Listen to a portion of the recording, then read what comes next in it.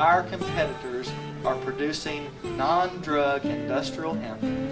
Spain, England, France, Germany, Poland, Russia, Hungary, China, Canada, on and on. It's one of the few plants that will feed, clothe, and shelter human beings. The state police and the DEA, they're even against the research on growing hemp. Is that right? I guess we see it as a slippery slope and headed to the worst possible conclusion.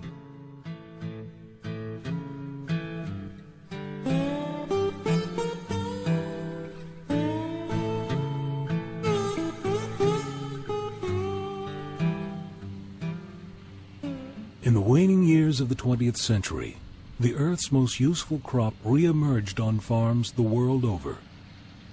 For more than half a century, hemp was a crop in exile, a consequence of its genetic association with marijuana. Both are classified as cannabis, a plant family with many strains. Hemp varieties of cannabis are not psychoactive and have been grown for the fiber and seed since the dawn of civilization. Right now, my company writes checks to Chinese farmers, Canadian farmers, Dutch farmers, German farmers, English farmers.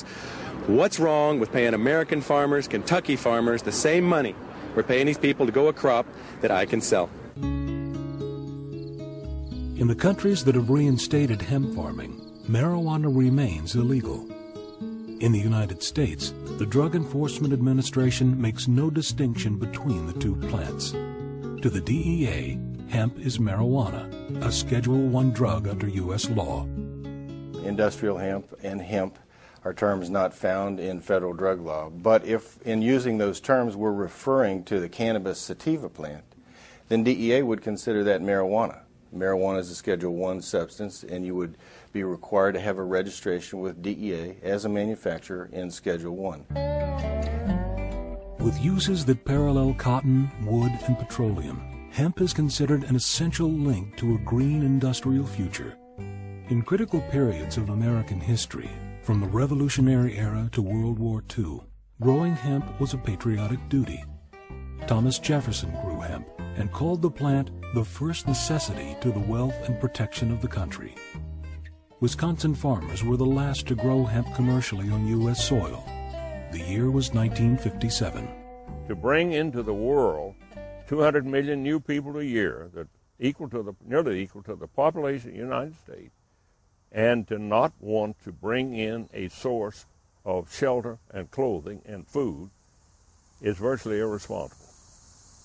Industrial hemp has been described as an agricultural Rip Van Winkle, and he is awakening. Ontario must be ready to capture the many market opportunities that will open up in the future. Believe me, this is a good investment. I mean, here we are looking at Canada doing it, growing the crop, and the rest of the industrialized world growing it, and we're not. In 1996, the American Farm Bureau voted to support the reintroduction of hemp, and by 1998, it was well represented at their annual convention. We're very close to getting this crop and bringing it to fruition. It's not one individual or 5 individuals that can change any federal laws. It's a group, and a big group, and particularly a conservative group like farmers and the American Farm Bureau, to move the giant machine, and the machine is the political machine.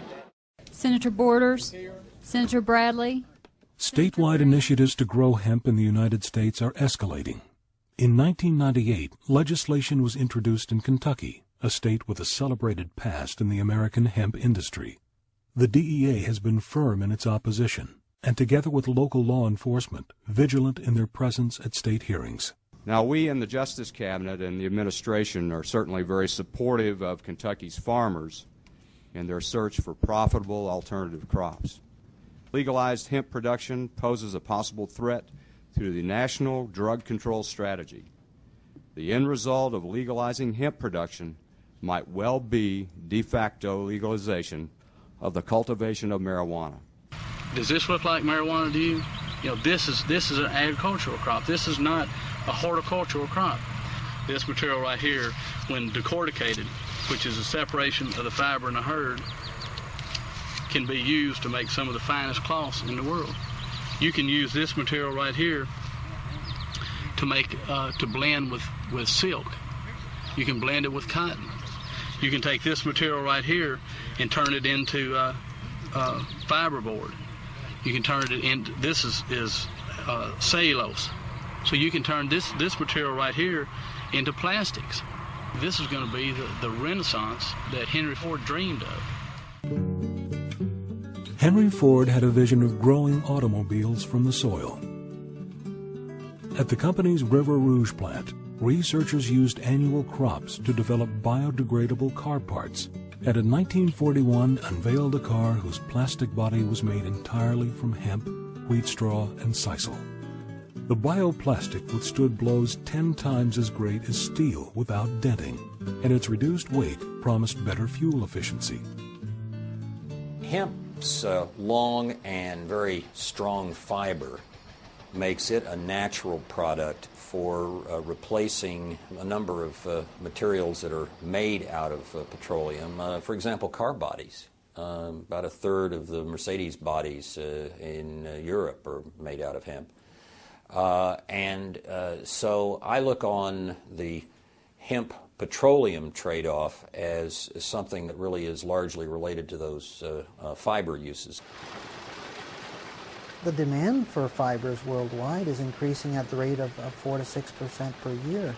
So we either have to pump more oil out of the ground and create these synthetic fibers, or we have to grow more natural products from the soil to supply the demand. Most of our carpeting today is made from petroleum. Well, we have a problem with landfills because you put a petroleum fiber in a landfill, it stays there for 500 years.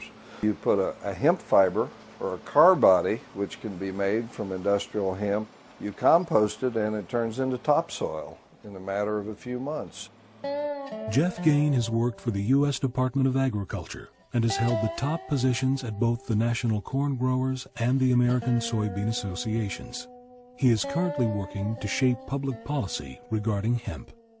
You know how you find out what's going to happen in public policy and laws? Look at Europe. It's 7 to 10 years ahead of us. Right now, for example, in Germany, at the end of this year, they're going to close their last landfill. There will be no more landfills in Germany, period. That's going to happen here in the U.S. We can't just throw it in the ground and forget about it. Now you're pulling your batteries off, and you're pulling your refrigerators and stoves off, and your car bodies. And Detroit has been told by Washington to get a green car. And they let them off the hook, just like on the mileage stuff, because they said, we're going to have a green car, we'll come back to you. Where are they going to get it? Well, they need industrial hemp. 31 countries were growing hemp as the 20th century drew to a close. The sentiment of the U.S. government about being the 32nd was clear. General Barry McCaffrey, the director of the White House Office of National Drug Control Policy, called the hemp movement a thinly disguised attempt to legalize the production of pot. We spend $500 million a year, and even here in this town, $500 million is real money. We're spending $500 million a year on quote-unquote marijuana eradication. And the DEA's own figures say that 99% of that is ditchweed, industrial hemp. And we want to spray chemicals that may harm wildlife and humans and other things for what purpose?